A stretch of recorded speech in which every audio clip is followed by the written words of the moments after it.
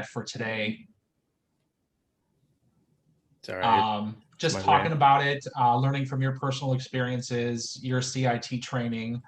I have the list of, I have the responding to autism, a telecommunicators approach that you have. I have that pulled up here as well. I have the questions that people submitted pulled up. Your bio and Facebook. Okay. Really, I'm only using my laptop for the camera. Right. Okay, let's see. I just want to make sure I got it right. Bjes for the last name, yeah? Correct. Yes. How do you say it? Bjes. Bjes. Okay. And you go by Stefan? Yes. Okay. Yes. I just don't want to say it wrong. And I hate that. So let's see what's going to happen here. It says go live.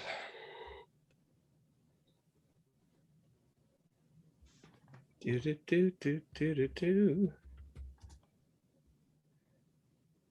did a podcast about a year ago with 3 Naperville guys. They've got a podcast called 3 Cops Talk, and they were hysterical. I mean, it was totally free form. It was just kind of, they asked them questions, but at the end of it was crazy. And I've known Scott, Chris, and Sean for a long time, and it was fun to be on with them. And we just did it in Chris's basement, which is even funnier. Nice. But it was kind of free form, and I like the free form way better than just a very rigid. And I've done a few where there's this rigid topic, and it's great. But yeah, having fun with those guys, and it was free form. So I'm assuming this is going to be kind of the same way today. So, which is awesome. Yes. You all right there, Norm? Yeah, I'm doing okay. I'm sorry. I'm typing share to our group. Hopefully that's correct. It keeps blinking, but it doesn't go live.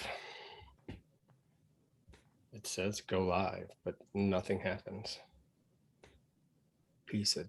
I don't want to say that in case it's already live, because that would be messed up. Yeah, that would be bad. That'd be hysterical. I don't see it yet. I don't see it on the page. Okay. All right. So then what I'm going to do then is I'm not going to do it that way. Let's just do it right in the damn page. So, Norm, go live. But how did it work the last time? Did it just take your stuff the last time? You did it on your end. Tina showed you how. Right. It just mirrored everything onto Facebook. There was I don't remember where it was because I wasn't looking for it last time. Let me see if I can find it.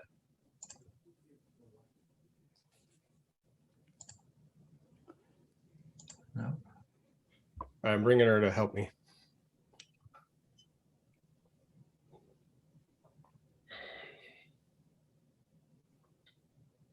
So when I'm here. Oh, okay. Oh, wait, Kira, let me call you right back. I got to take care of something real quick. I'll call you back. Bye. Sorry. So I'm in here to say go live. Hi, Tina. Hi. She can, yeah, they can see your face. Okay, hold on. Oh, sorry, out of the shower. Go back. What page are you on? I'm on the Zoom thing. So I don't know, do I do it in the Zoom app here? Does it go live here? No. Okay.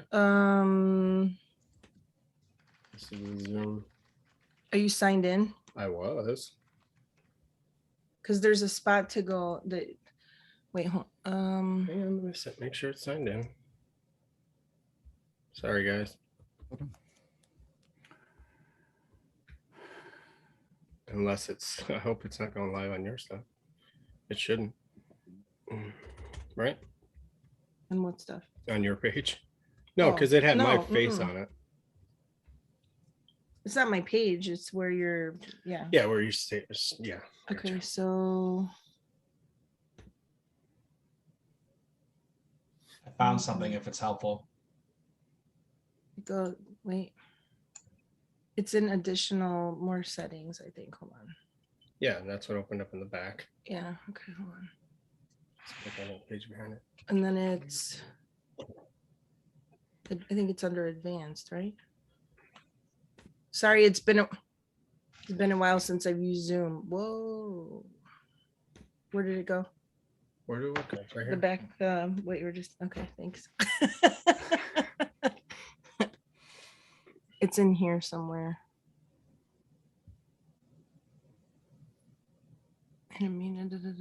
Private.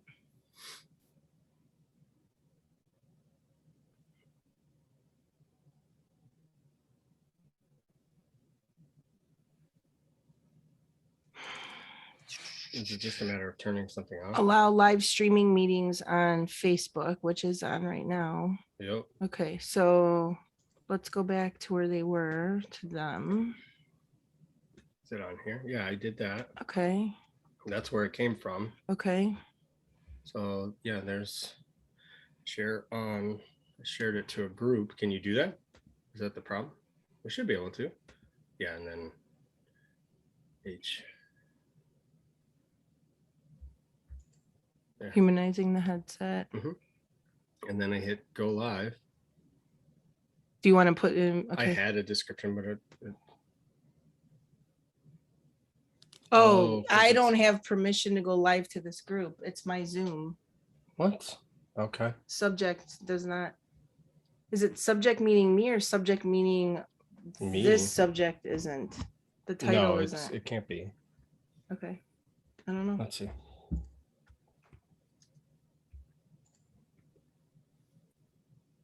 Change the name. Yeah, it says I don't have permission to create live video in the group. Huh. Do you Did I have? use my Zoom last time? Yes. Maybe you did. Shit. That's okay. Can you just give Norm the authorization to do it? I should be able to just give myself the authorization. Oh. to Yeah. do it. Where do I do it? God, You I'm have to go sorry, into guys. the page and give yourself, as the admin, give yourself the. Okay, there we go. Oh. This is why we meet early. I agree. Hey, shit, I'm just lucky I was able to get into Zoom, let alone what you guys are doing. I have no fucking clue what you're doing. That's all. I just don't. Privacy.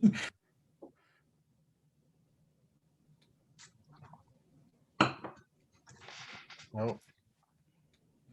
It doesn't say anything about.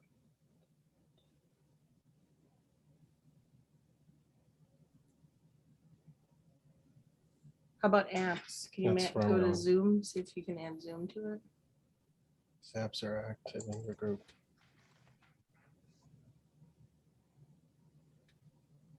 Yikes. Yeah, I don't know what all that is. Sorry, I wish I could be better. No, help, it's but okay. That helped. Thank you. Of You were doing it the right way. course I was.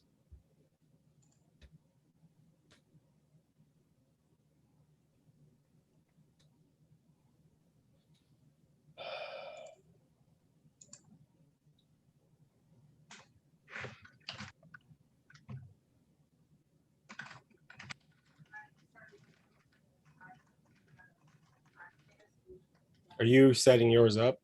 I am, just in case. Good, thank you.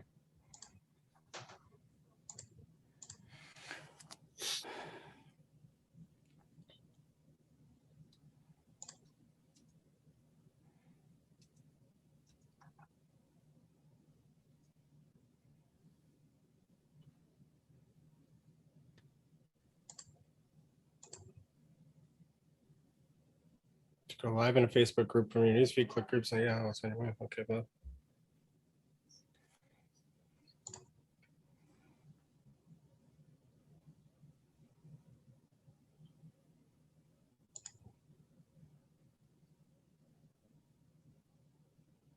It doesn't look like.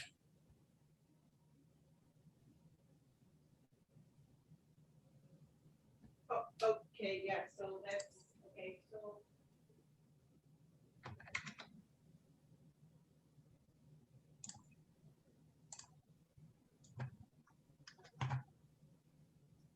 Oh, shit.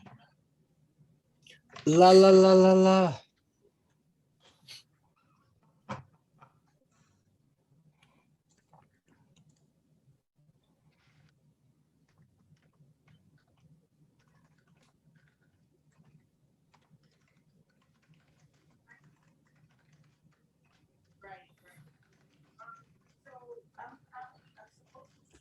All right, I might be.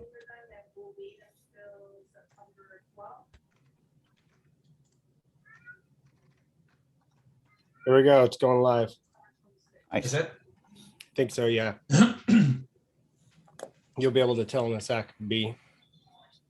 I have like 7 pages open. Oh, there we go. There it is. There it All right. is. Boom. Says it on mine that we're live. Yeah, yes, right. Watch your mouth, Norm. It'll be the first time. Welcome everybody. We had a few technical challenges. Difficulties. Yeah, and it's all on my part. So sorry for the delay. We were hoping to be going earlier, but whatever. Oh, this is perfect. Everyone should be joining us around 10:30. It's free content. So Absolutely. you know, you get what you pay for. True story. Oh God. As I rip on myself. So little note to everybody, if you're using Zoom and you want to go live on Facebook into a group, you need to make sure that the Zoom app is added to the group for the login that you need to do. So we were able to do it previously because clearly Brendhan must have had it added. So I had to go add Zoom into your approved apps. And there you go. Boom. Crash course and going live on the internet. Yeah, clearly. But we're here. We are here. We're here. So this is awesome. Welcome back, everybody. I was going to say the number, HTH podcast number, thing. I think. Oh, yeah, we always kind of forget about that, don't we? Yeah, we do. But 17?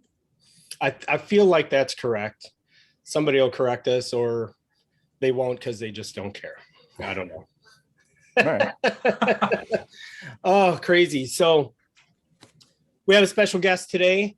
Obviously, the topic today is we're talking about autism, CIT, and the roles that law enforcement and dispatchers play in all of it, really, right? Wouldn't you say, Yep. B? Absolutely. Yeah. Yes, absolutely. This is episode 17. Boom. We are talking about autism. Joining us is Sergeant Stefan Bjes from the Addison, Illinois Police Department.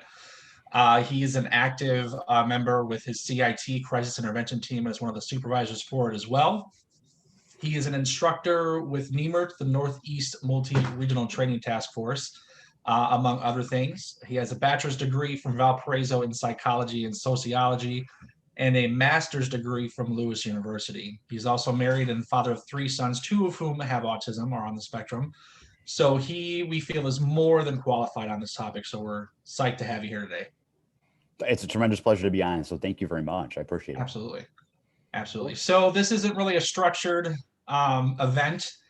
We do have some questions that were submitted and we are live. So those of you who are viewing, if you have questions, we are watching on Facebook as well. So feel free to comment on what you're seeing, asking your questions and sharing your experiences as well. Otherwise, we're just really curious as to what we as telecommunicators can do to better serve those who are on the autism spectrum when they call, how we can identify them, how we speak to them, if there's any special things that we need to do or know. So with that, we welcome you and take it away. I appreciate it. And I'll kind of start out with my backstory and how I became involved in this. In 2013, my 2 youngest sons, who are now 12 and 10, were diagnosed with autism. And as my wife and I set out to become advocates for our 2 sons and learn as much as we possibly could about autism, I really began to wonder what would happen if my 2 worlds collided, meaning my professional life, my personal life. And the question was, do we as law enforcement really understand the characteristics and behaviors relating to autism? And truthfully, the answer was no. So what I started to do is, on a small scale, I put together a small class for my department, started teaching my officers from my department about some of the characteristics of autism and different strategies.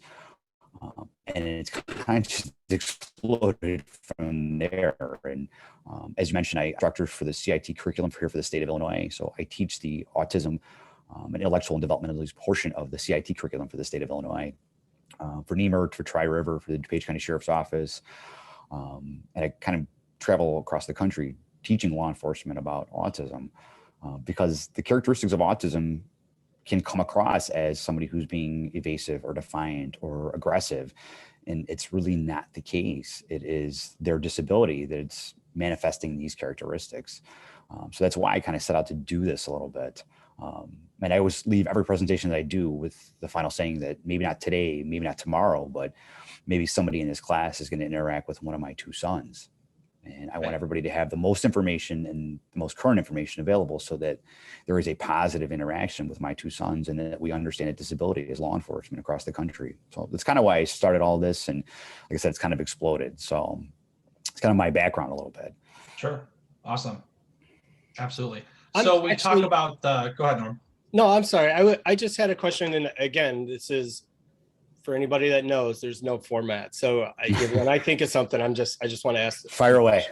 And the reason I asked the question is I know a few people and have known a few people, obviously, as it becomes more prevalent today, that have children with autism or some form of autism, because we know it varies in different degrees, right? Yes. And at the ages that you found out, was there anything prior to that you guys noticed that indicated it to you, or was there something that happened specifically that indicated that they were autistic? Yeah, there was some giant red flags. So, my oldest son is 14. He's my stereotypical 8th grader. And we're arguing about cell phones and Snapchat and all sorts of stuff. When my middle son, Zach, was born, my wife's pregnancy and everything was normal as it was with the first one. It was about at just about a year of age where there was some red flags with Zach. And my wife saw it immediately and said, there's something's different with him. Something's not right. Me being the dad kind of in denial, I just said, nah, he'll catch up. He's just slow to develop. Some of the characteristics were Zach really didn't walk till he was almost 16 months old. He was very limited in his verbal, where he should have been at a typical toddler. His vocabulary was very, very minimal. He never really crawled. He kind of scooted on his butt. So there were some physical limitations with him as well that was in his development. But at this point, I don't know anything about autism. I've heard of the term, but I couldn't tell you a single characteristic or knew anything about it. So we started pursuing it at about the age of, with Zach, about the age of 3. And at that time, my youngest son, Andrew, was born. We saw some of the same red flags with him. But at this time, we started doing a little research and learning a little bit more. And we saw some characteristics. And where Andrew, my youngest, was more behavioral, where Zach was more limited his verbal ability, physical ability, things like that. There was those red flags. So that's kind of what clued us in. So yes, there was some major red flags. And, some children aren't diagnosed with autism until later in life, but autism can be diagnosed reliably at the age of 2. And what it is, we're really missing some of those milestones: walking, crawling, talking. Those are the red flags, the early red flags of autism that parents either do catch right away or do not. And it just depends on a given situation and the characteristics of that child. So my son Zach was diagnosed at 4 and Andrew was diagnosed right at the age of 2. So Wow. there was some indicators prior to their diagnosis that led us on that path. Okay. Yeah. And I was curious, as you were talking and you answered the question, I was just curious as to, are they similar? Because obviously they come from the same two people. Mhm. So are they similar or are they different? And it sounds like they're maybe not vastly different, but different enough that they both have their own unique challenges for you guys, not only for themselves, but for you guys to try and figure out and navigate, like any kid, but at a higher level, I guess, if you will. Yeah. And, they both had the same diagnosis, but a lot of their characteristics are very different from each other. Yeah. Where Zach is a little more delayed in his verbal ability, where Andrew's pretty vocal. Andrew is more sensory related, so he's hypersensitive to sounds and things like that, and that's one of his triggering events. So they are very different. And there's a saying out there that if you know one person with autism, well, guess what? You know one person with autism because it's called a spectrum for a reason. And you can fall anywhere in that spectrum, from high functioning to low functioning to moderate functioning and everywhere in between. And the characteristics can be different in every individual, which makes things very difficult for us as law enforcement. But there are some generalized characteristics and behaviors that we can recognize to help us do our jobs in our profession. Awesome. Well, thank you for sharing that. Not poking, but I was very curious as to how that was. And I appreciate you letting us know about that. No, I'm happy to share. I'm happy to share. Awesome. What was you started to ask a question, B, and I rudely interrupted. I'm asking the group a question here. Just give me 1 second. He's not really typing. Did you hear that? He's banging away on the keyboard. Yes. all he's Look at really me. Look at me. I'm typing something. So can we talk a little bit about what the spectrum is from one side to the other, some of the milder symptoms to the most extreme, just so we can kind of get an idea of what it means to be on the spectrum? Mm-hmm. Yeah, so universally across the board, there's kind of three main areas that are affected by autism, and that's social interaction, communication, difficulty adjusting to change, and restrictive and repetitive behaviors. And that's pretty universal across the board. Now, those characteristics can vary from individual to individual. And they call it a spectrum because a low functioning individual will need lifelong support. They probably will never be able to live independently and have assistance throughout the rest of their lives. Then there's a moderate functioning where you kind of sit in the middle. So some areas may be affected more than others. And then there's the higher functioning side of autism. The higher functioning side of autism, people can work, have families, drive cars. So it can vary across the board of how our interactions are going to go. And you could have somebody that looks, looks completely normal, but yet has a higher functioning autism diagnosis. And that's what they call autism. It's a hidden disability, meaning there's no outward physical characteristics associated with autism that could give us some red flag indicators that, this individual has autism. It's not like Down syndrome where there are some facial features or physical characteristics associated with it. Autism does not have that. So what our focus really needs to be on is the behaviors that we're observing to kind of send up those red flags saying, we might have somebody who's diagnosed with autism. And again, a higher functioning individual maybe try to mask their characteristics and not lead on that they have a disability because they don't want to be labeled or, it just varies from individual to individual. Some people are very open about it, saying, yes, I have an autism diagnosis and this is what it is. And are tremendous advocates for themselves. It varies across the board. Awesome. I think that's helpful for us too, if they say that right away.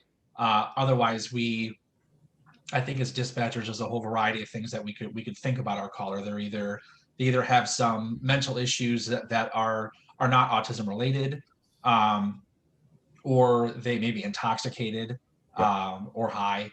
It's dependent on the circumstance, and it could be based off of something that we had from a previous call. Like, this person sounds like this person I dealt with earlier today, and they were drunk, so we may take that and lead our conversation that way. So that's important too. Yeah, and some of those characteristics can mirror some of those things, right? And so it's sometimes it becomes very difficult to make that determination. But as we get through a little bit more this morning, we'll talk about some of those things that we can look for or listen for. And dispatcher's case, listen for during that conversation with that individual on the phone that could lead some red flags or indicators to say, hey, maybe this person isn't having something, a mental health crisis, or is under the influence of something. This may be this disability. When we talk about it, autism is the fastest growing developmental disability in the world. And statistics now for 2020 from the CDC indicate that 1 in 54 children will have an autism diagnosis. Well, that's up like almost 200% in just over 20 years. Wow. So it's not a matter of, if you have contact with somebody awesome, it's going to be when, because it is it is absolutely going to happen. And those 1 in 54 children become 1 in 54 adults. And we'll talk about it a little bit, is there's a lack of resources for young adults and adults with disabilities, which is a different mission of mine as my boys grow older. That will be my next project as my boys grow older.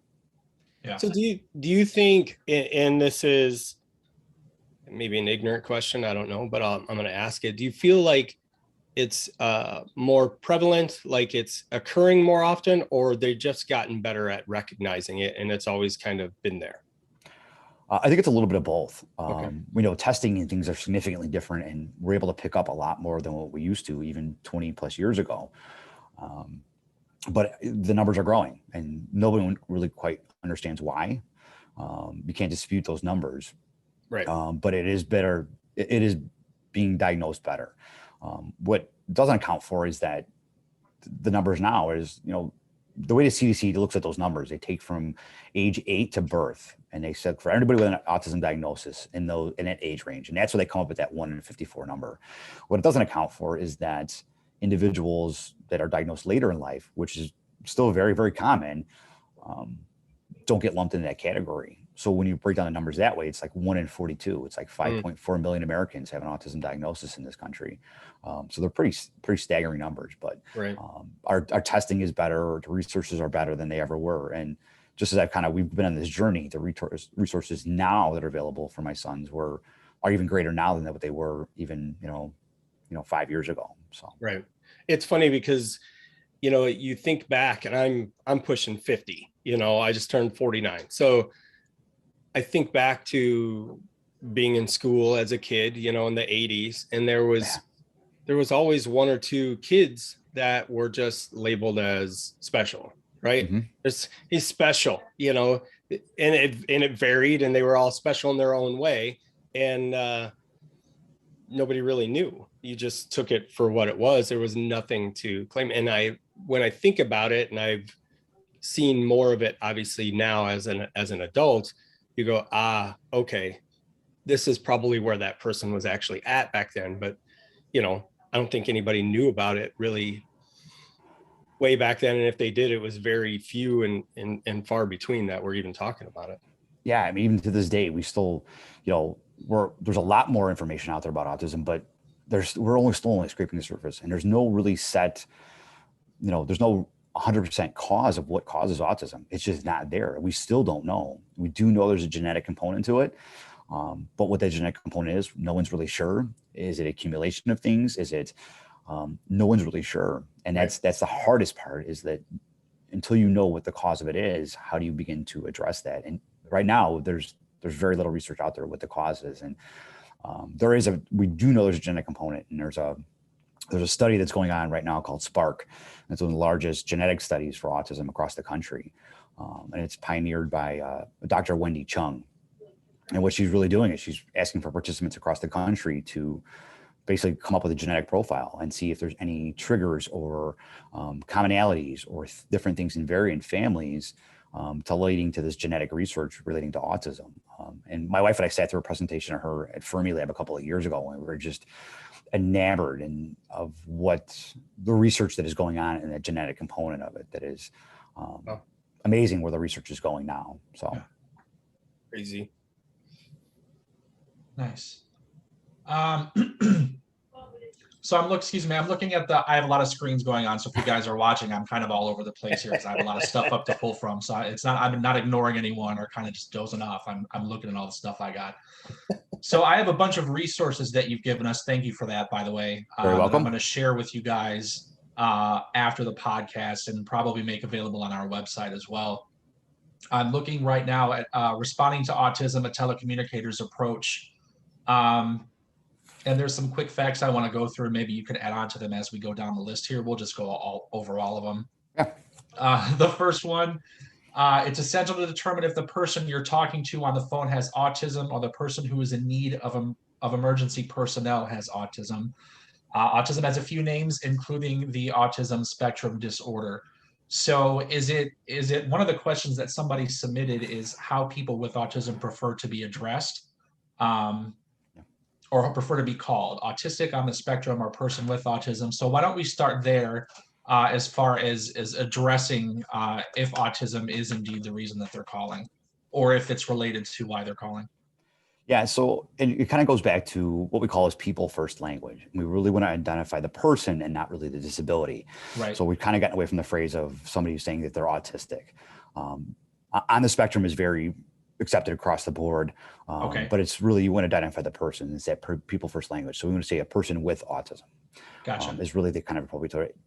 I mean, again, in a very PC world, we don't want to offend anybody, and I get that. But and what we see when you're starting to work with people with disabilities is they want to be identified as an individual, not by their label. So it's a person with Down syndrome, a person that's visually impaired. We want to address the person and not the disability. So the term is really a person with autism. And when I refer to my sons, it's like my two sons that have autism.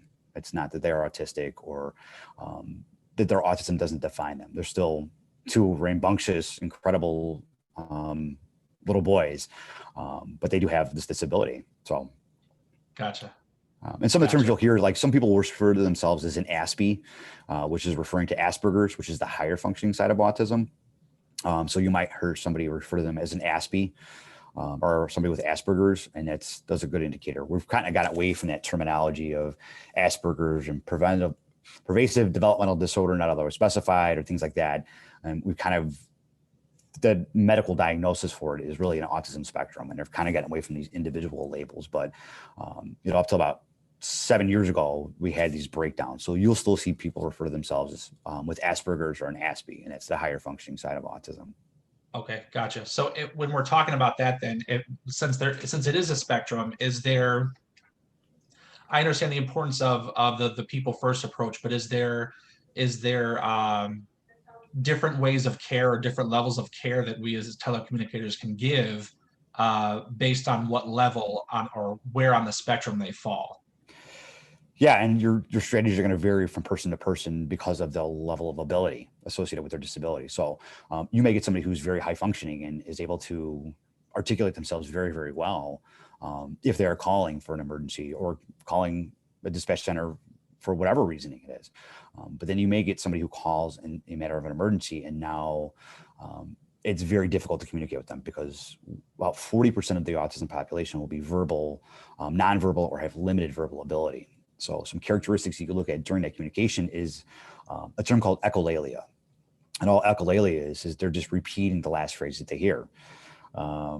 So, in essence, a dispatcher may answer the phone saying 911, what's your emergency? And they may say emergency.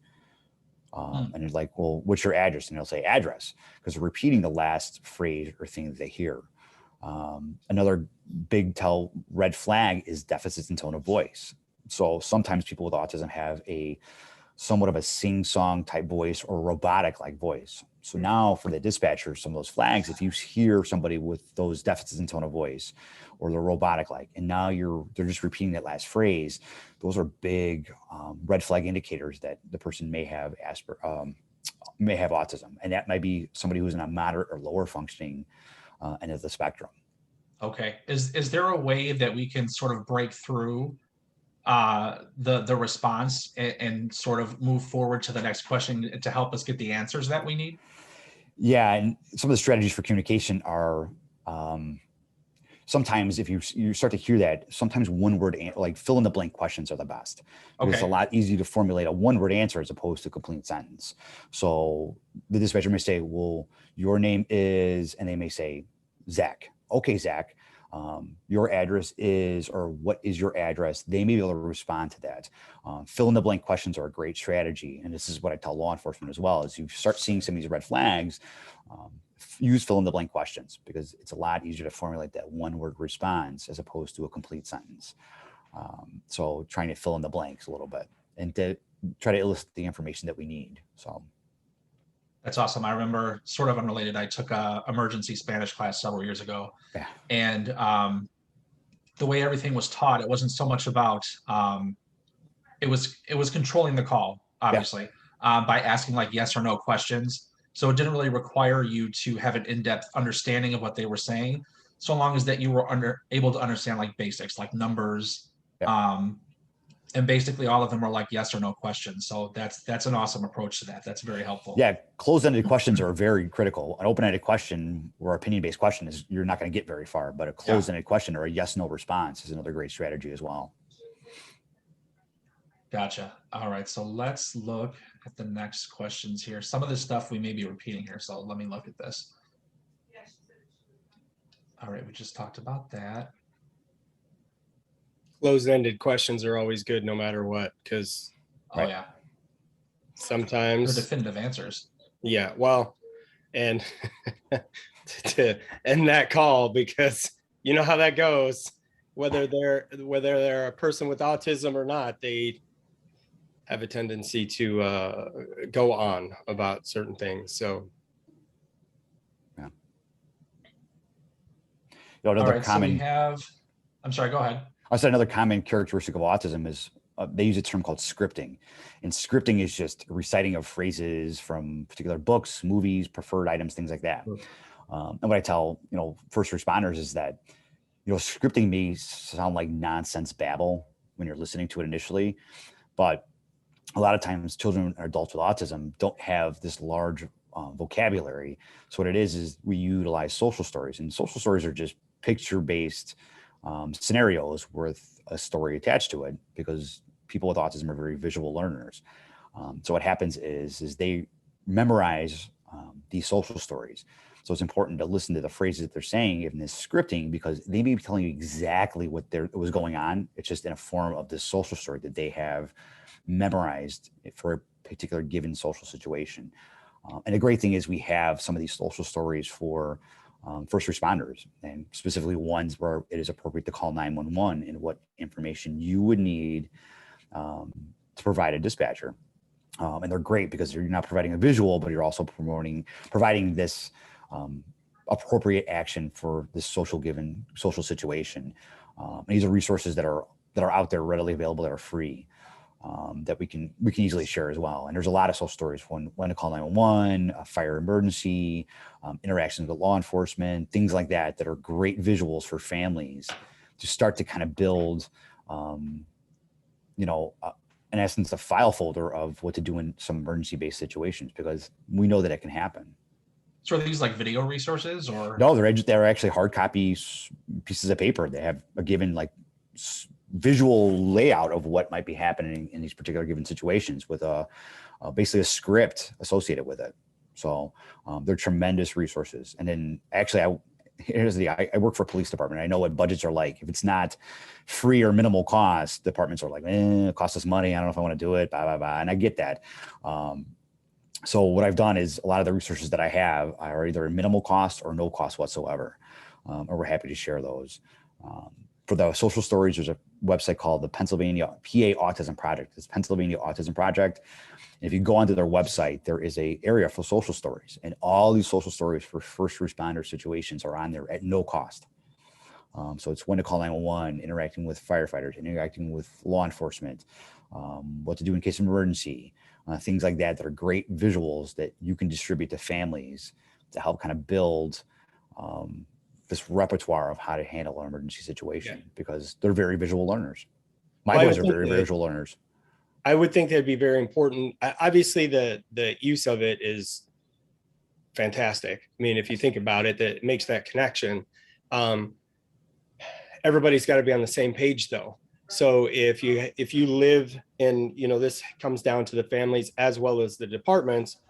If they live in a specific area of the country that uses a certain type of scenario, and that's what their old police department used, and they did, so that connection could be made.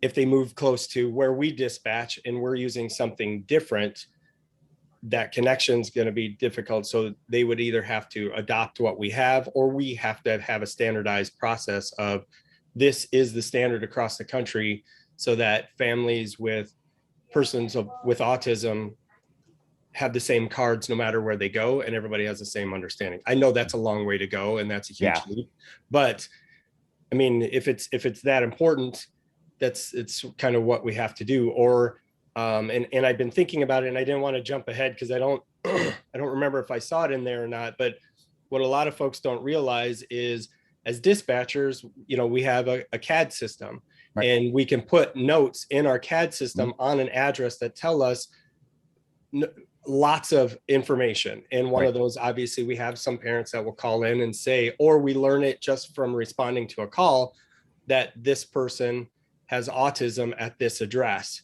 Right. And then we learn that they're nonverbal, or, there's a lot of things that we can actually put in there so that when we respond, we know the appropriate response.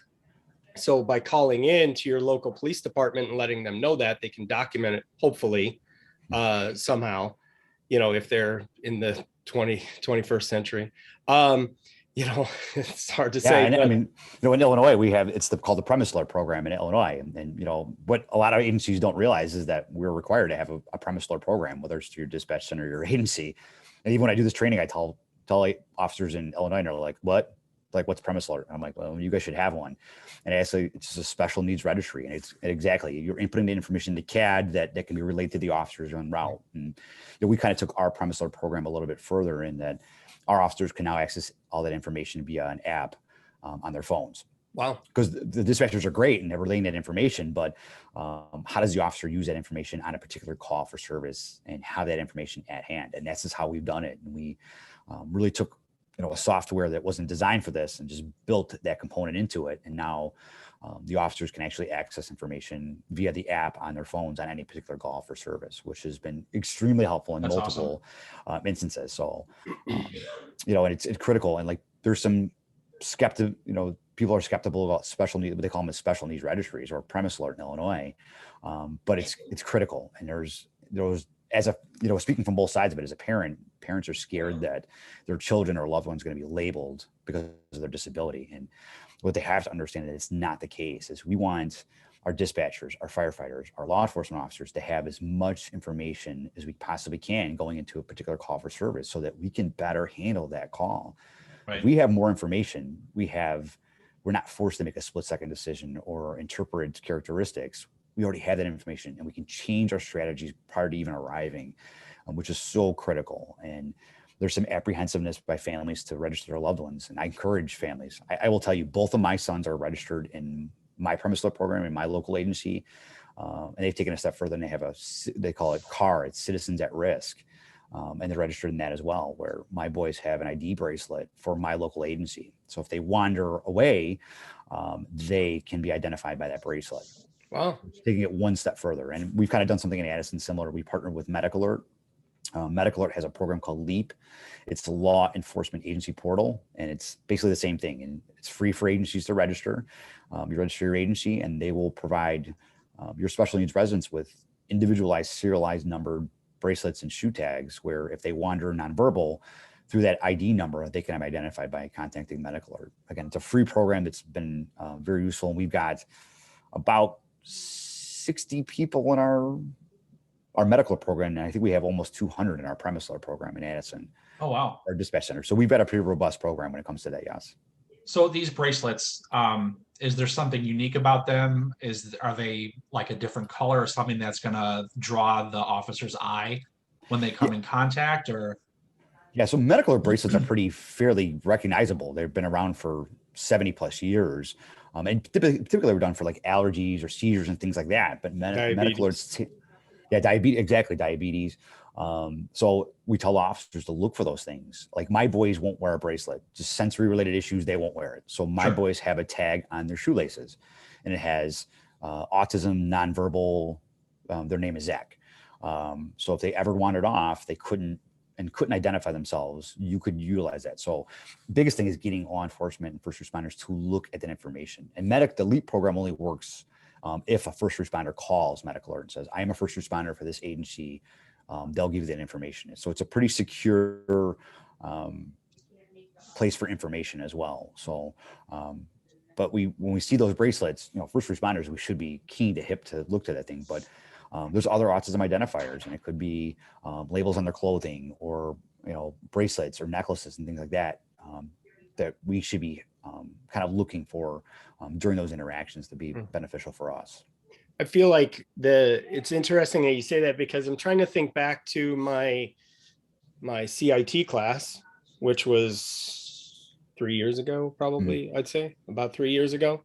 I don't remember any of that being in the class, those types of things. So I don't know if they're newer or it's just not something they were teaching at the time because they didn't know about it. Maybe there's less agencies using it, so they didn't want to focus on it.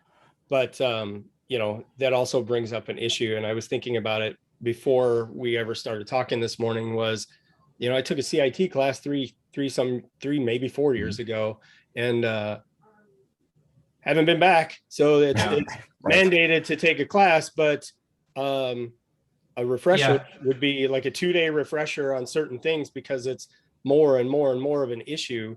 Especially if you're not using it so frequently that it just kind of remains, in the forefront of your mind there, Right. I'm sure that a lot of the stuff that we're talking about, 'cause I took my CIT was like 6 years ago. Yep. And I know that a lot of this stuff sounds brand new to me. I'm sure it was talked about, but I've maybe had 1 or 2 phone calls with talking to people with autism. So it's not very frequent that it happens. So it's so easy to just kind of forget you know, some of those details, which are so important, like the leap. I'm going to be looking that up at work today. It was a tremendous program. It was just, and it kind of just, you know, I saw an advertisement on Police One and reached out to Leap and said, hey, I'd love to learn more about your program. This is my background. And I was able to partner with Leap a few years ago and actually did a little bit of a public safety announcement with Leap and Medical Alert, kind of discussing my story and why it's critical to understand and why first responders need this information. And it kind of goes back to that information component that we talked about. The more information we have, the better ability we may have to make, you know, right decisions. Yeah, we're not right. guessing and not forced to make split-second decisions. So that's what I tell families is please let your first responders know that your loved one has a disability. Another thing that we've started in our department is we hand out window clings to our families that with our loved ones with disabilities. So that when you arrive on that front door, there is a window cling on the front door that says, I have a loved one with autism, or I have a loved one with a mental health issue, or I have a loved one with Alzheimer's. We actually provide them out to our families at no cost, and they actually can put them on their cars as well, because this always isn't going to happen at a house. You know, Right. You have a traffic crash and now the parents are incapacitated. How do we know that you know, young man or young girl in that car has a disability if they can't communicate that, they can't disclose, they can't advocate for themselves? Well, how do we know that? And it's you know, it's things you don't think about until you're in a situation where now it's has this personal effect in you. So we handle these window clings, and I don't know how many we've handed out in our town. And a lot of agencies are doing the same thing now, is handing out these window clings so that we know when we arrive, hey, there's somebody with autism here. Okay, now we know. I can remember these strategies of how we can handle things and things like that. And it's getting that information component out. That's critical. I can't. I mean, I'm just. I'm a little bit speechless. I'm pretty blown away by that. Like, we do the best we can at documenting things and disseminating information and keeping track of stuff. But holy crap! Like, how easy is that to do? And it's a simple idea, Right. Yep. You know, it's not rocket science, but you guys have figured it out and you're doing it, and it's a damn genius idea, and it's so simple to do. And when you start talking about costs, okay, they're window clings, they're nothing, right? So why? I mean, we spend more on little sheriff stickers and all kinds of crap to pass out to people. Why wouldn't we not offer something like that? I mean, how many events do we do? I just worked at the Lake County Fair and passing out stickers and pens and stuff. Why not have that extra layer of saying, hey, this is where we recommend you put it, create a system to say, okay, yes, you have a family member who has dementia or Alzheimer's, and you've never had the police come to your house, so you'd never have any reason, or we'd never have any reason to know it until that one time. Right. Give them to fire departments, you know, at the same time, so that they can provide them, even though the police have never been there. The fire department probably has. Pass them out, you know, spearhead something like that, and it's just unbelievable that. And this is where, absolutely, and this is where our dispatch centers play such a critical role, because let's remember, our dispatchers are our first line. They're our first line, their first form of communication with our communities. So if, you know, our dispatch centers can recognize some of this stuff and now refer to the officers or share that information, now we can follow up. And the first line of interactions comes from our dispatch centers, and that's what's critical that we need to understand. So having our dispatchers understand some of these characteristics and behaviors, or now you get an emergency type situation where it's somebody with autism, you know, it already puts our call on a good path when the dispatchers are recognizing it and know what to ask and things like that, and relaying that information to the officers. So, you know, it's not just the officers or our firefighters. It is literally a collaborative approach with everybody involved in a first responder community, from our dispatchers to their officers to the firefighters. And that's where, you know, I'll tell you this, I don't know of many dispatchers that have ever gotten any training relating to autism, that understand the characteristics or understand some strategies. It's just not out there that I know of. And maybe I'm wrong. I'm not the most well-versed in dispatcher training, but it's not there. And I forwarded our dispatch center some information, some of the resources that we have, so they have some of that. But is there any formalized training? And I don't think there is. I mean, you're lucky enough you actually went to CIT courses, where most of our dispatchers have not. I don't think any of our dispatchers have gone to a CIT course. Wow. So even 2 hours of minimal training relating to autism or any other disability is just not there. And that's the scary part of it. I know our dispatch center is taking the initiative, and they're seeking out some training relating to mental health awareness that they're reaching out for. But it's critical that this information gets disseminated to, again, our first line, which is our dispatch centers, our PSAPs. Absolutely. I feel like all the components of CIT training can all be individualized trainings. Oh, yeah, absolutely. Especially when you consider it. I mean, it's a 40-hour class, the CIT is. There's no reason why each of those components can't be broken down into individualized training, especially for dispatchers. Our agency requires CIT training for all of our dispatchers, so all of ours are CIT certified.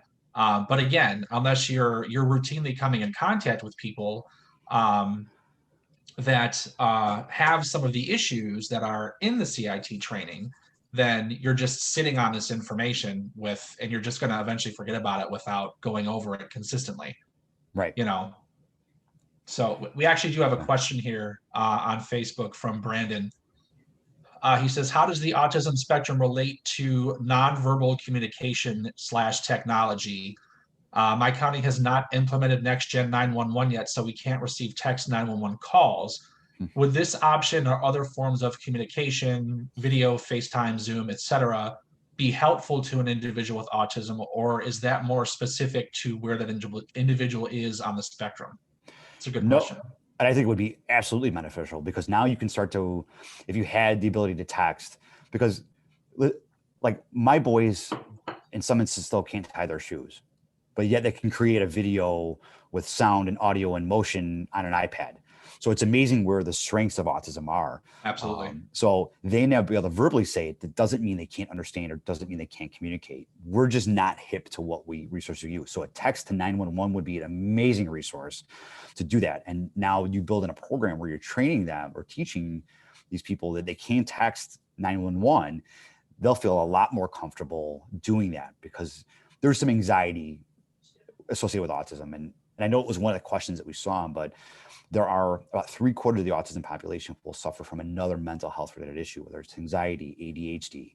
So now you're piling things on, and anxiety is one of those common characteristics. So just that of actually interacting with a person may create anxiety. So if we had the ability to text or to FaceTime for an emergency call for service, it would be a tremendous resource, especially FaceTime, because now you're able to immediately identify a geographical area if they can't tell you where they're at. There's so many different benefits to be able to FaceTime or text that would be an amazing resource. And I know the technology is there. We're just not tapping into it yet. And maybe it's not. And again, I'm not a dispatch guru by any means, but those would be tremendous resources to help with our nonverbal population. Well, I think people are hesitant with some of that stuff, like text to 911. I feel like people are less hesitant to accept as from a dispatcher standpoint, right? Technology is there. We should be able to handle it and accommodate for it. Dispatchers traditionally don't like change. So when you throw something new at them, they're like, neither do cops. How dare you make me learn something new? I've been doing this for 25 years just fine. I don't know what the problem is.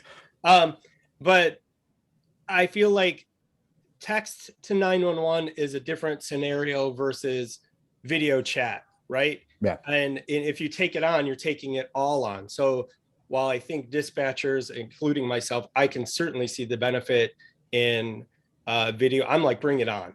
Like, I don't care. Like, bring it on. Give me the video. I don't care. I'm already dealing with it in my headphone. Why not? It just completes the picture for me. But some people are very hesitant about it because, they're not police officers. They don't see and deal with what you guys deal with on a daily basis.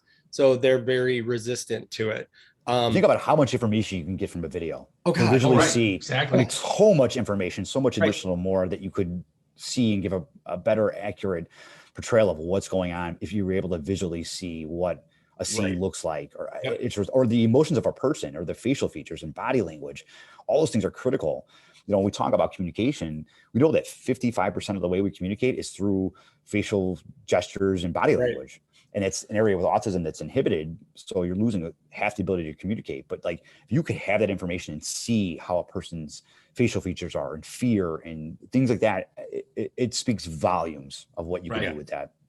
I think there's some misconception with the video 911 as well. It's not like it's coming into you and you have no choice but to see it. From what I've been told from everyone that's worked with it, is you have the option to initiate it.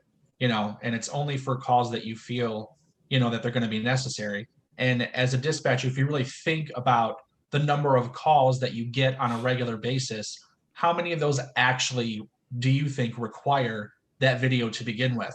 It's really not going to be that many, No. but there are going to be those few where it's critical. Mm-hmm. And as we move into this role of wanting to be considered first responders, to whom much is given, much is required. So if you want to be a first responder, you got to step it up. You got to have this technology available to you. You got to have these resources. You got to keep up with it. You got to have the training consistently. Mm-hmm. I think that we should be first responders. I really do. But I think that there's many ways that we should have to step it up if that's really what we want to do. We can't just, maintain this status quo and think that everything is okay. Yeah, you don't get the title. Right. Look at what we're doing today. We're all meeting from different parts of the area, talking about this through technology. And look at, what I mean, how we're able to do this. So it's there, and we have to move ahead. And I get it. Cops are just as bad. We're like, this is bullshit. We're not doing this. Because everyone thinks it's always the worst case scenario. Like, I'm going to see bodies everywhere. Like, come on, how often, like, realistically? It is possible that may happen one day. Like, it is very possible. Right. However, how many officers have gone through their career without even pulling their gun out, So it's, you have to balance you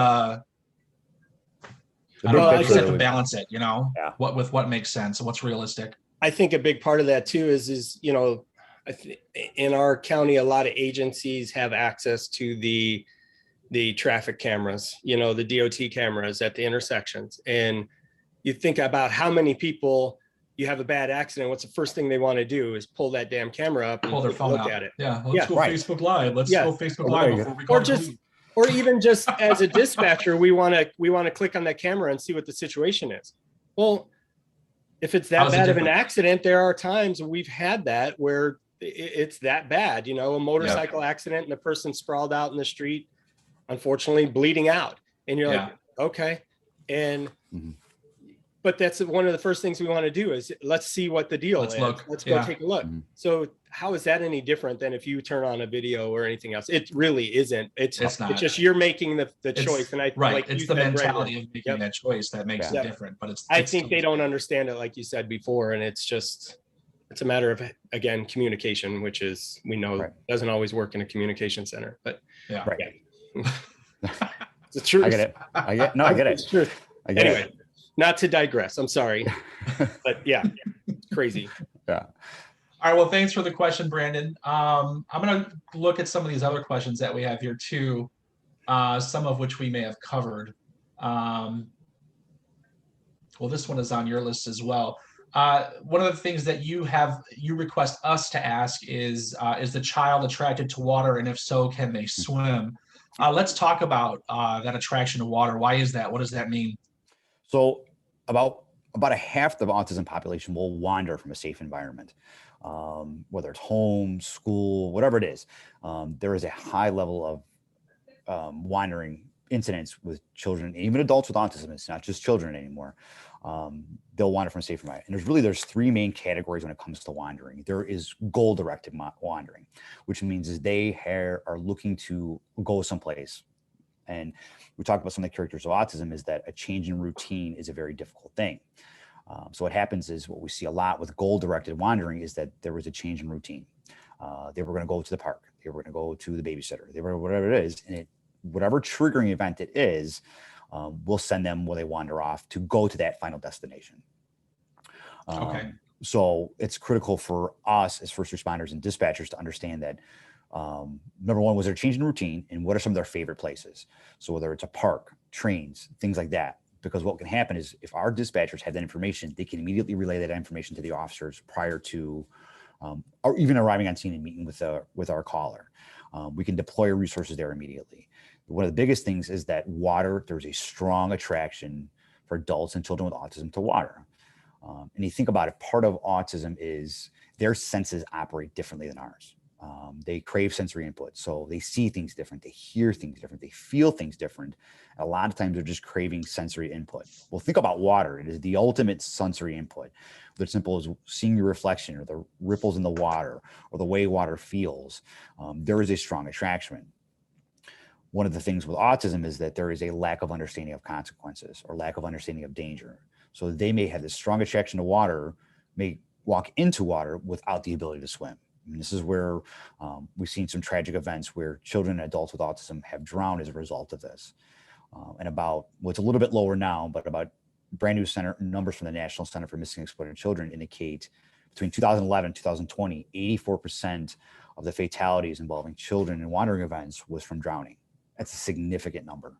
Yeah. And I tell every training I do, I tell first responders, if everything you think I've talked about today means nothing, the one thing you have to do is if you have a wandering event with an adult or child with autism, check your bodies of water first. And this is where it's critical, where our dispatch centers have an overlay of where our bodies of water are, so they can deploy our officers to those areas, which is critical.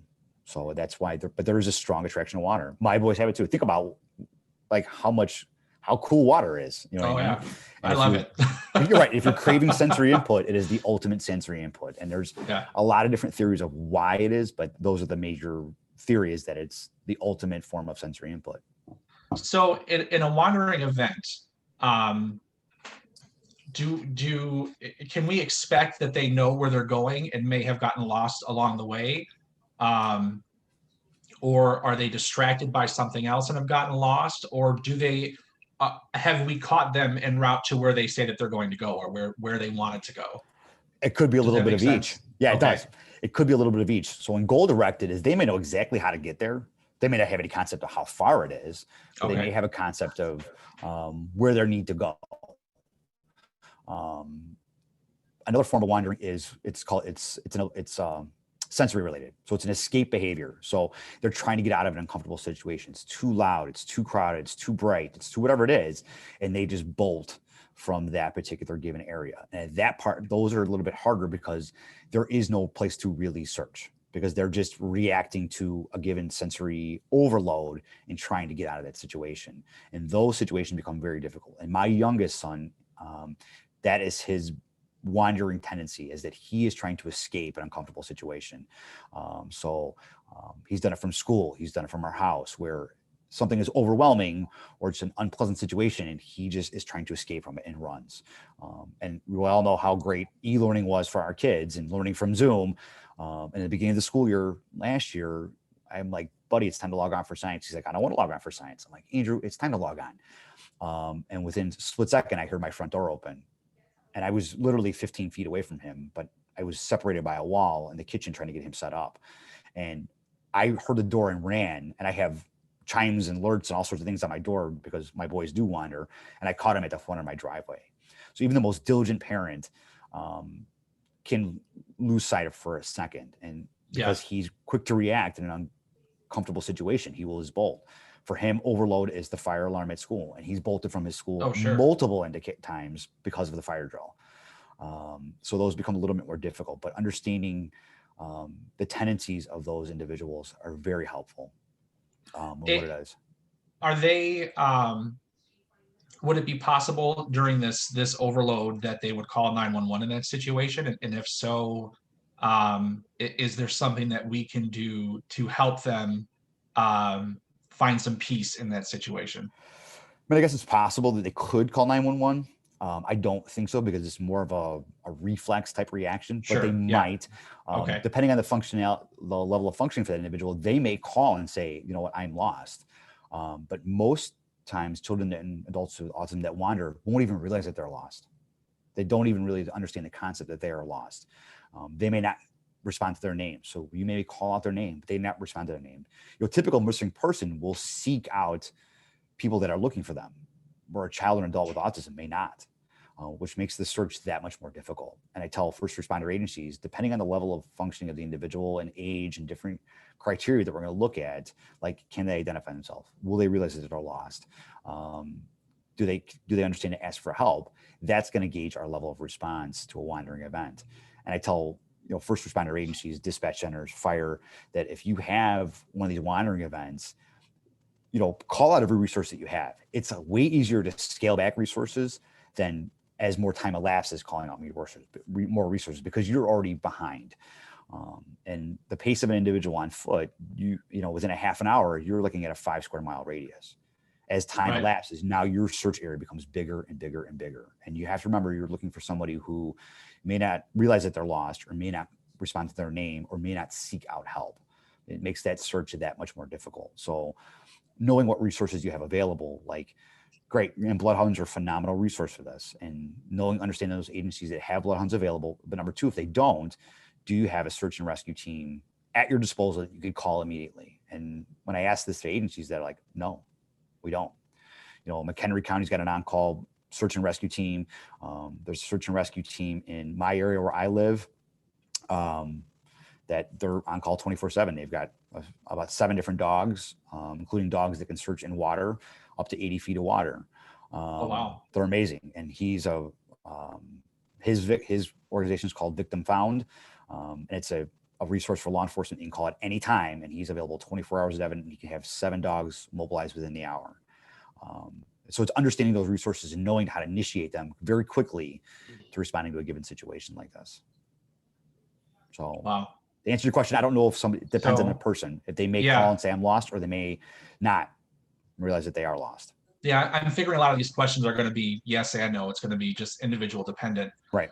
Is there especially with the PA Autism Project, where they have these resources for what to do in emergencies? Is there anything else that we can do to sort of teach those on the spectrum to trust those in uniform, or are some people triggered by the people in uniform? I mean, I'm just trying to think, if someone on the spectrum sees a firefighter in full gear, they might think something bad, like something's on fire and that there's danger, and that may be a trigger event to them of some sort, based on their personal experiences.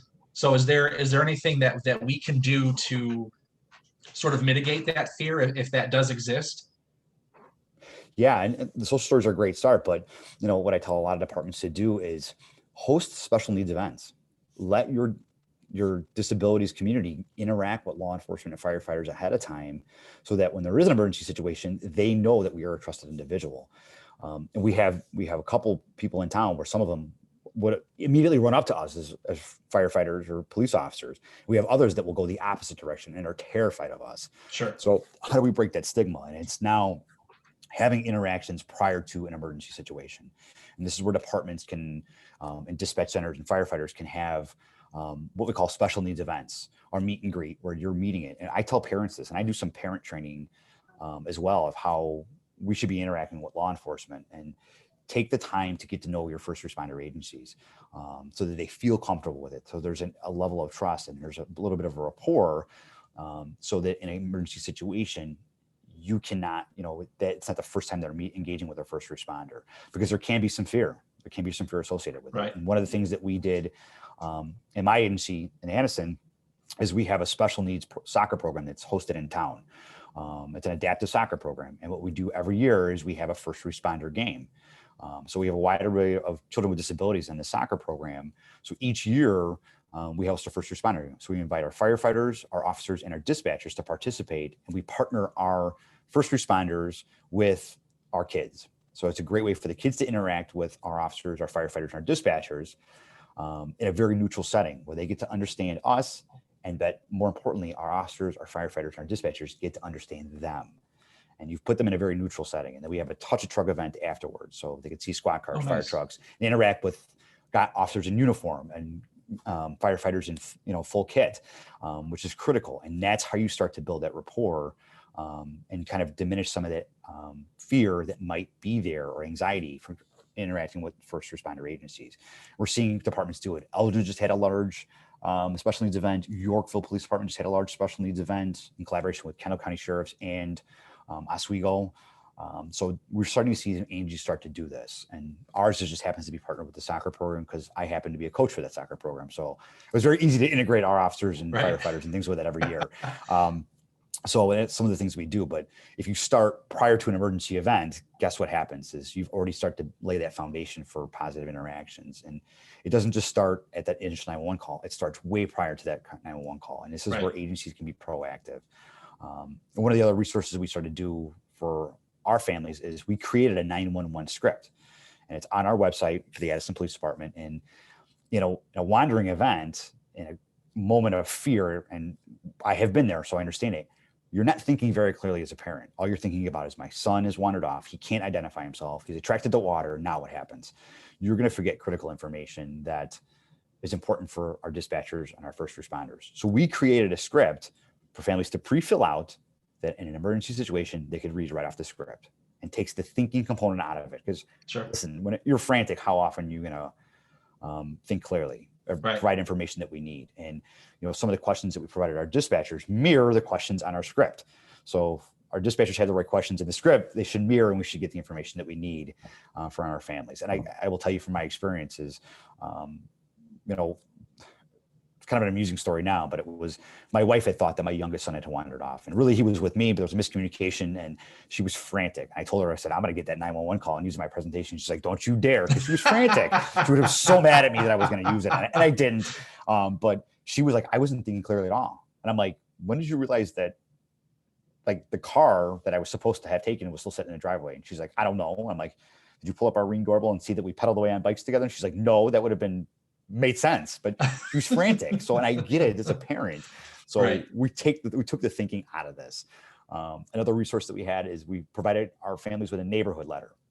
And it's what families' level of comfort is, but it's a letter notifying your neighbors that I have a loved one with a disability that may wander. And if they're out unattended, you need to call me first and then call 911 next. These are all resources that we've put on our website for the Addison Police Department that can be accessed and recreated. Here, we're cops. We don't reinvent the wheel. Like, take our forms, put your logo on it, and disseminate it. That's the goal of it. These are resources that we offer our families that are critical, that we don't think about, but now an extra set of eyes in your neighborhood makes things different, makes things easier. Because now if your neighbors know that you have a son or daughter with a disability, guess what happens? They like, this isn't normal. He shouldn't be out by himself. I'm going to call mom or dad, and then I'm going to call 911 next. And I'm going to keep an eye on them. And now you, in essence, maybe prevented a wandering event, or you prevented a tragic accident by sharing information. So some families are apprehensive about it. Some are not. It just depends on that family's feelings. So, well, yeah, you putting personal information out there. Right. Get weird about it because, let's face it, we're protective of our children, so the less information people have, they feel the better. But then again, the more information they have, the better, Right. So you have to know, I guess, the odds of you putting information out there that somebody's going to be able to use against you is pretty slim, when you really think about it. You're not saying, here's a social security number and the key to the door is under the mat, so feel free to come in whenever you want. My grandmother's maiden name is on there. Exactly. Yeah, I mean, we're looking for basic demographic information and emergency contact numbers and loved ones. I mean, it's all we're really asking for. And then, some of the things we ask for are, what are some de-escalation strategies? What are some triggers? What are some favorite places? That's all information that we have readily at hand to help us responding to these particular situations. Nice. So, those are good questions for us to ask too. Yeah. And it's part of that thing is, what are some calming strategies? What are favorite places? Will they respond to their name? Are they verbal, nonverbal? Do they have, a lot of families have tracking devices for their children with autism because they do wander. Asking if there's a tracking device. Many families have gone out and purchased their own GPS tracking devices.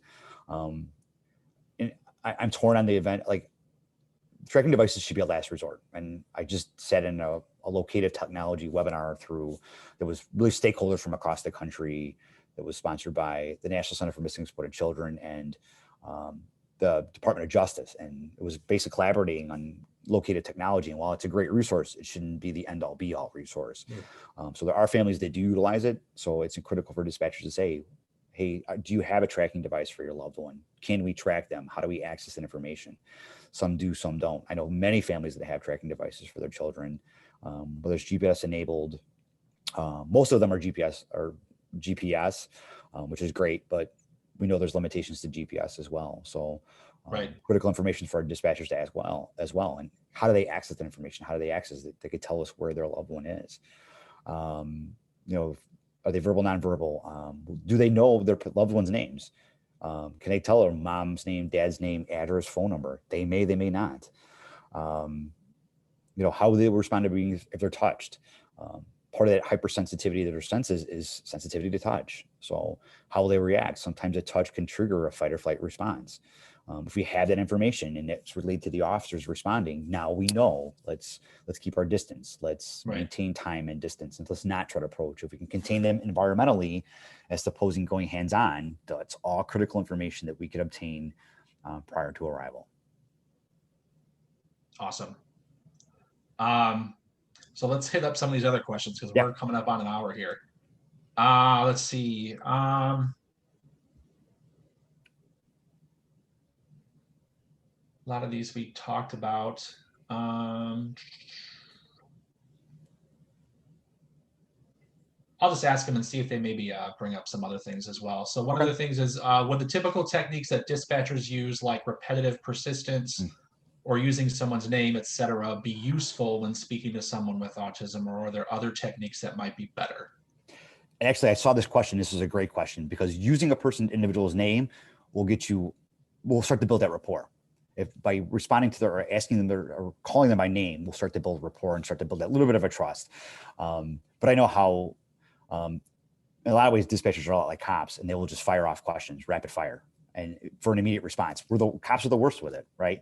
We might bark out 10 commands, and the person's still on command 1 when we've already barked out 4 other ones. So what happens is, people with autism process things a lot differently. So you may have a 10 to 15 second window where they're trying to process what you've asked and formulate a response, because we know there's some communication issues with it, with their expressive and receptive language. Expressive language is how we express ourselves, and receptive is how we receive messages. So there's a little bit of a delay. So a 10 to 15 second window, giving them the chance to respond would be a great thing, because it takes them longer. That persistency will eventually result in them shutting down. And if you keep firing off questions, they'll just stop communicating altogether, because now they become overwhelmed. You fire too much information at them at once, and the natural response is just either hang up or just shut down. Right. And that's not what we want. So taking our time and those questions, and again, it's hard on the phone.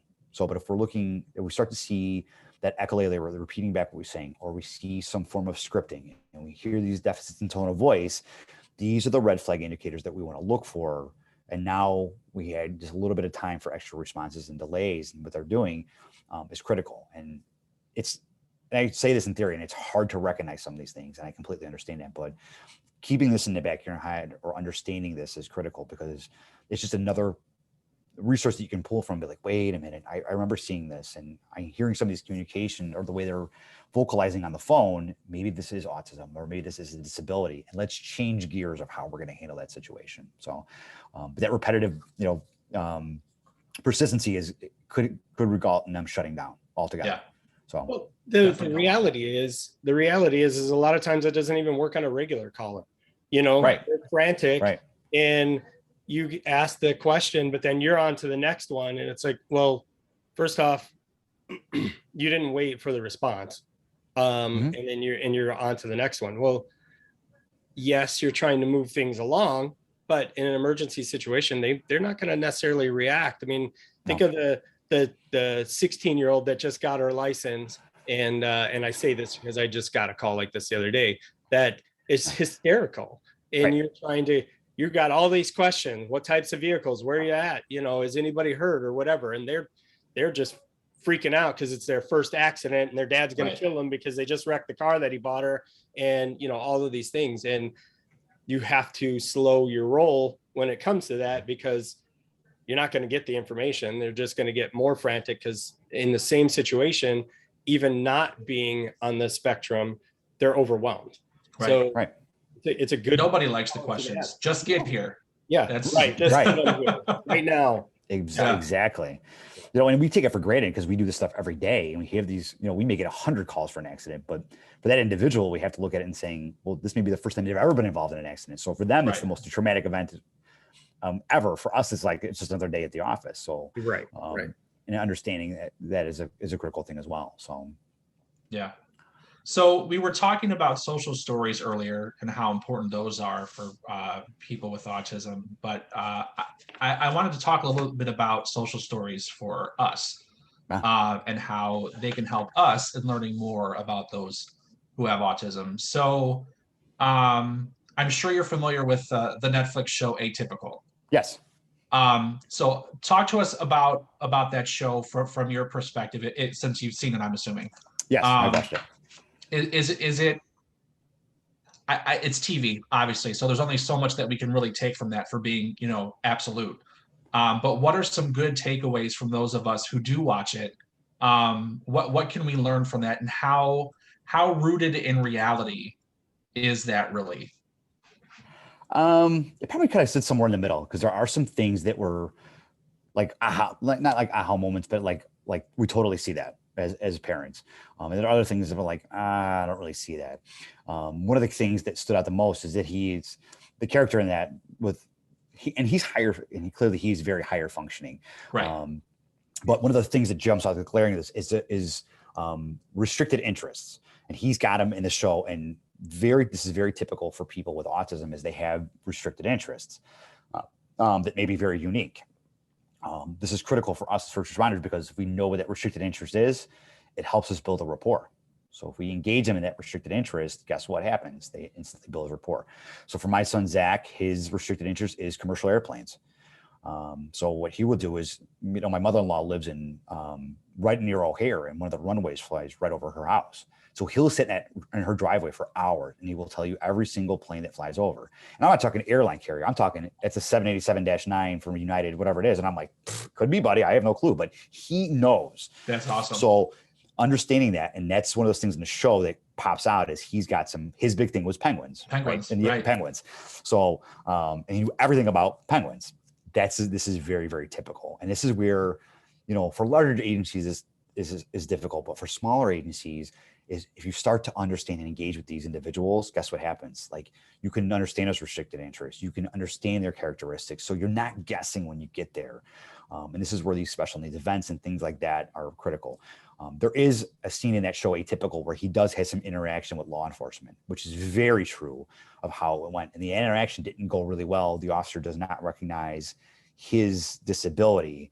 And it was really kind of reinforced what I'm doing here, is that scene was inputted into that show for a reason.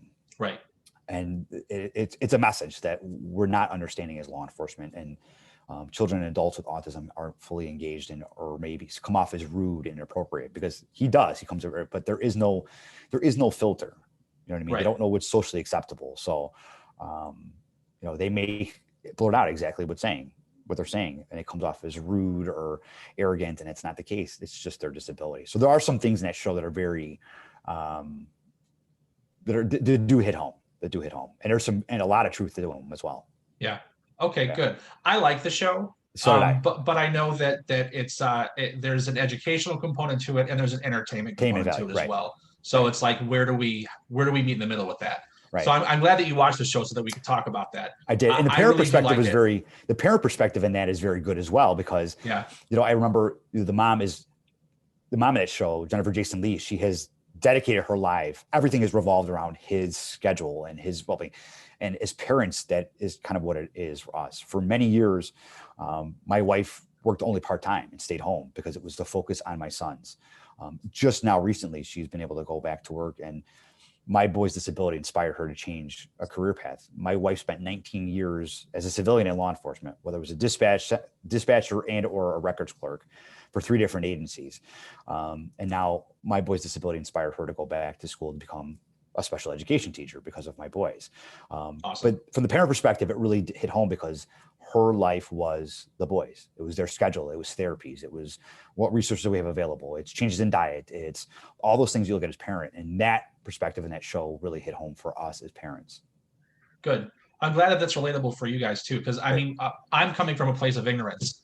So I can tell that just in my experience in law enforcement, that there is there are some takeaways from it that are Mhm. legitimate, but it was, again, that the whole entertainment aspect, I wasn't sure where to, combine the two. So Right. thank you. Yeah. Let's see. Can you share some of your personal challenges and joys raising your kids, especially when you consider that you're a cop? Right. Some of the challenges, especially when the boys were younger, and they've made some significant gains over the years. And it's done really, and there's no cure for autism, but autism is treatable. And it's done through intensive therapies, whether it's speech therapy, occupational therapy, physical therapy, changes in diet, ABA therapy, which is applied behavior analysis. They're all things that we have done with our sons to kind of overcome some of the deficiencies they have associated with their disability. I think one of the most rewarding things is to see how far my two sons have come, and gains. And in some instances, they're far behind where they should be for a neurotypical child their age. But if I look back 5 years ago where they were at to where they're at today, it's astounding. So that's one of the rewarding things as a parent.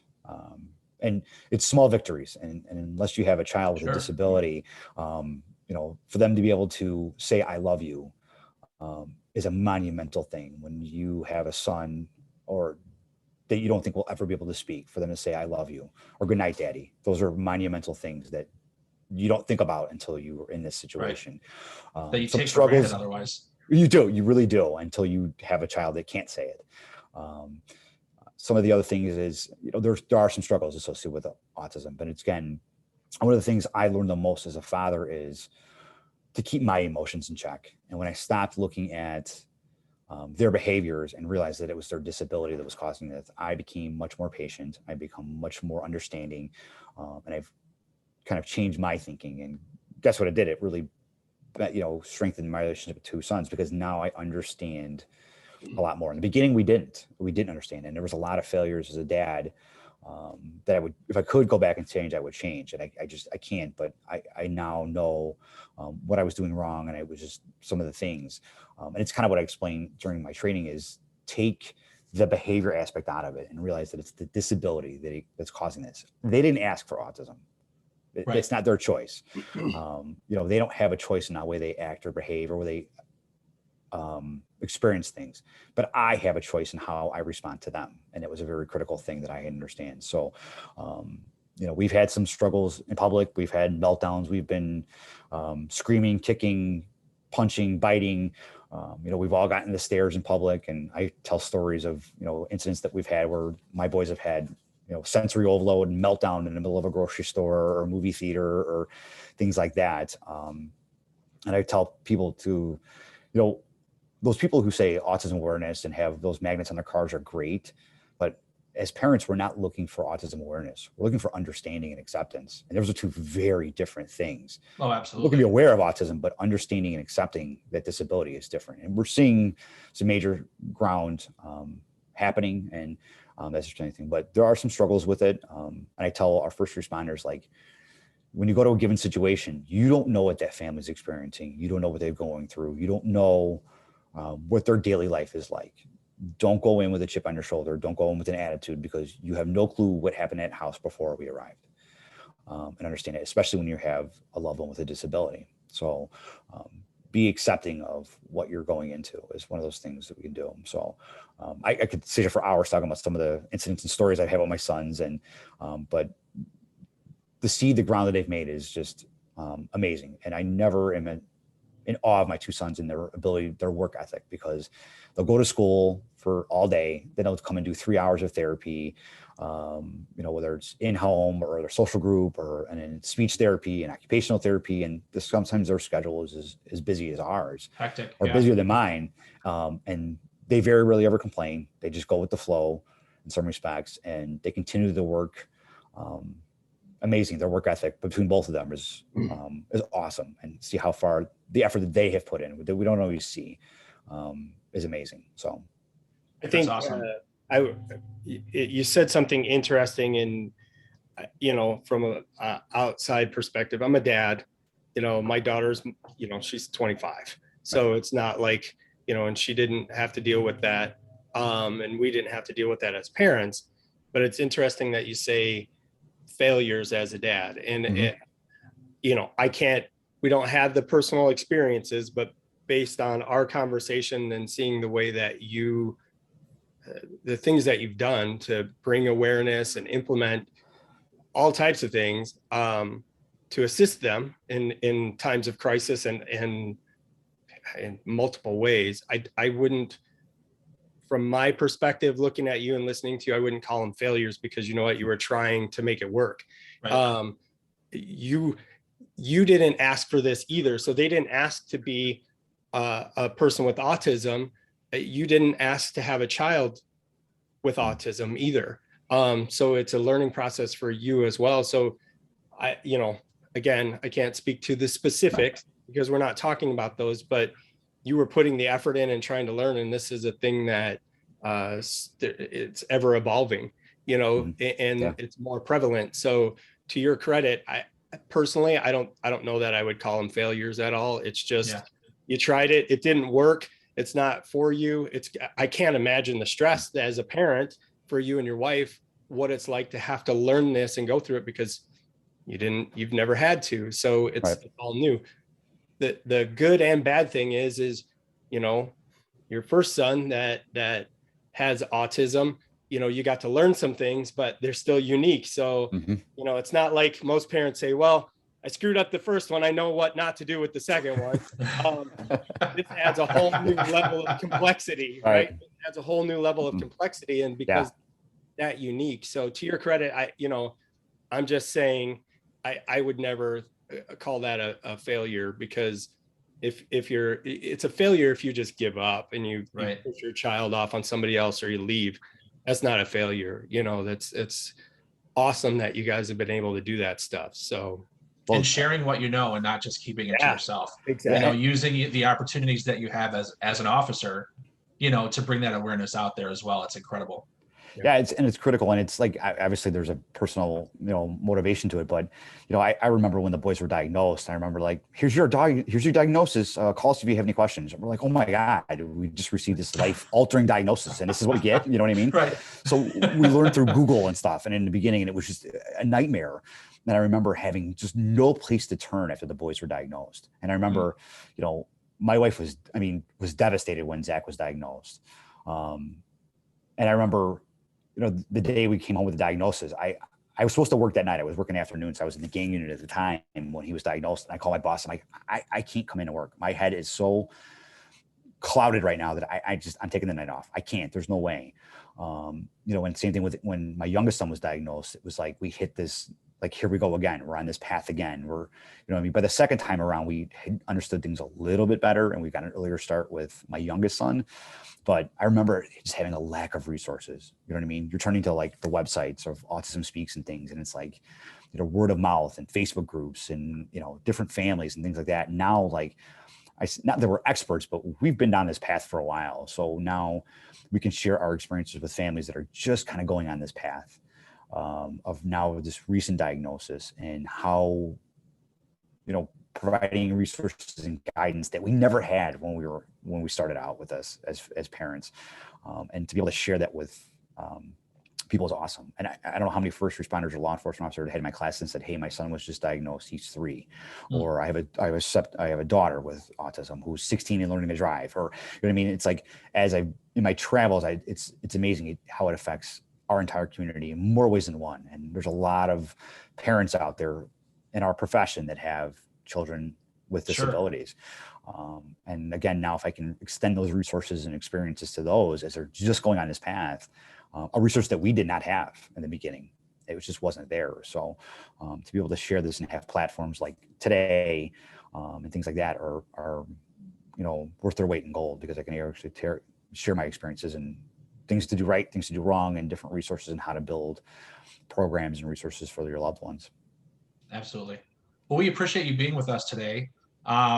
We should probably wrap it up here. It's been just over an hour. Okay. But before we do, one last question. Tell us more about Blue Line Spectrum Safety. What's that all about? So as I kind of started on this journey of training first responders about autism, I realized that there was a significant need for us as first responders to understand autism. So I started my own company. It's called Blue Line Spectrum Safety. If you have questions, you can go to my website. It's www.bluelinespectrumsafety.com. You can reach out to me to that website. If there's resources on there, different articles, but part of the thing is I train first responders how to relate to autism and how to build autism outreach programs and resources that are available. And it's open for law enforcement agencies, fire departments, and dispatch centers as well. If you're looking to get some training for your dispatchers, I'm more than happy to accommodate. We are in this technology era where I'm happy to do things via Zoom or Google Meet, or several agencies have asked me to record sessions for them that they have the ability to refer it back to that. So we're starting to do that for some agencies as well. Awesome. So no geographic limitations. No geographic limitations. Like on our warrants. My schedule is kind of difficult because I'm still a midnight patrol sergeant, so yeah. I still work midnights. But I do kind of go out nationwide a little bit. I've been to Tennessee and Seattle and different places across the country a little bit too. But again, locally, I'm happy to work with agencies to be able to get some training. And again, it applies for dispatchers. Again, we know there's a lack of training, especially this. And truthfully, I don't know of any autism training for dispatchers anywhere that I've heard of. Oh, yeah. And maybe I'm wrong, and maybe I'm missing something, but in my journeys, I've met quite a few people who do some training related to autism, and I haven't heard anything for dispatch centers. So no, it's just for us. I think it's just the little bit that we got in, CIT. That's, it's a 2-hour block. Yeah. Fortunately Right. for us, they included us in that. I think Brendhan was one of the first people to go to CIT, and then they worked it in, and our agency said everybody's going. That's huge. Because I'll tell you, I don't think none of our dispatchers have been through CIT. None of them. That's crazy. So it's awesome. Right. I recommend. I mean, it's highly recommend. CIT it's largely officer based, but you can take something from it as a dispatcher in every aspect. I mean, the only thing that I didn't get involved in was some of the hands-on techniques that they were working with the officers with, but everything else, even the role playing, you just like the officers on scene with them, but we're on the phone. I mean, it's not different. I mean, you just don't see them, but you can react and respond in the exact same way, whether you're there or you're not. Right. I mean, our dispatch centers took the initiative, and they've got somebody come in to do some mental health training for them because they weren't getting any. You know what I mean? And I'm lucky enough where I can just go to the other side of town and train our dispatchers relating to autism. But again, some dispatch centers or agencies don't have those available resources, and they should be seeking them out. They really should. If absolutely you want us to be the best, then you have to be able to give us that information and the resources to be the best. And there's just a lack of it. So it's a shame. But well, I'll tell you. Yeah. Two things I was going to ask. One, I wanted to say congratulations, not only on the business, but it sounds like what you guys are doing at your department in your city, and it's spreading around at least the southern half, Cook County, DuPage County. That's amazing. Some of the things that you're doing, and some of it's just so simple that I don't know that we've ever really thought about doing it, but it's impressive. So congratulations on both of those. And then thank you. I appreciate that. Please, it's all you. You deserve it. And then where can people go to find out more about your company? Do you have a site, Facebook, Instagram, all that stuff? Where can they go? So you can go to my website. It's www.bluelinespectrumsafety.com. You can reach out to me right to the website if you're interested. And you can email me at bluelinespectrumsafety@gmail.com. That's my email for the business. And again, resources that I have available. Again, I understand budgets of police departments, and most of those things are either free or minimal cost. One of the biggest things we're pushing now is to how to build an autism outreach program within your agency. And it's including your dispatch centers and your firefighters, and it's every aspect of first responder. So we can definitely help include some of that. There's agencies that are starting to do it, and I applaud them for it and engaging your special needs community. But it's critical that you reach out to your special needs community and build that relationship prior to an emergency call for service. Because if you're responding to an emergency call for service, it's too late. You don't have all the resources and availability and information at hand. So starting being proactive and building that relationship is critical. And I applaud those agencies that are doing it. There are a lot that are jumping on board. And speaking from a parent perspective, it is awesome that so many agencies are doing it. And like I said, I just attended Yorkville's special needs event, and I got invited by their deputy chief to attend, and I brought my own sons there to engage in their, be part of their special needs event. I've always had a great time. So I applaud those agencies that are doing those things. So kudos to them, and keep up the great work. From a parent's perspective, it's awesome to see. So, but again, feel free. And then, anybody, if you have questions about anything or resources, or please share your incidents and strategies and things like that. Like I'm a lifelong learner as well. So, if somebody's got a better strategy, I'm all ears. I'm all ears for it. And I never stop learning about, different strategies that might work or not work. So please feel free to reach out if you have questions about anything, and consider me a resource for the future. So and I'm happy to share anything that I have talked about today. I'm happy to share that with anybody that reaches out. Awesome. Well, thank you so much for your time, for your information sharing, and for the resources that you provided us as well. We're going to make sure that we make those resources available to other dispatchers who want to utilize them for their own department. So we'll publish that on our website here in the next coming days. But yeah, those are all the questions I have today. Norm, unless you have anything, I don't see anything else from any of our live viewers right now. No, it was awesome. Very informative. Obviously, you can never hear it enough. There's things that we forget, and I'm just impressed. Like I didn't know you beforehand. I go into a lot of these a little bit blind, other than the information that's sent and provided, and I'm always blown away by the things that folks are doing, and you're just as impressive. So thank you very much. I appreciate it, and thank you for the time. And like I said, I leave every presentation with this is, I do this because maybe not today, maybe not tomorrow, but somebody listening today is going to have an interaction with one of my two sons. I want to make sure they have the best information and resources available to make that interaction a positive one. So I appreciate your time and your listeners' time, and I can ramble on for hours if you let me. So thank you for cutting me off, because I would keep going for another hour if we had a chance. So hey, well, we can meet again. Absolutely. We can do a part two. We can absolutely could. Awesome. Well, thank you so much again for your time, your information. You're a valuable asset to your agency and to all those who are on the spectrum. Thank you so much. I'll be in touch with some further questions for stuff that we can put on our website and stuff like that. But Again, thank you very much. I appreciate it. Thank you, guys. Have a great day. All right, you too. Bye, everybody. Bye.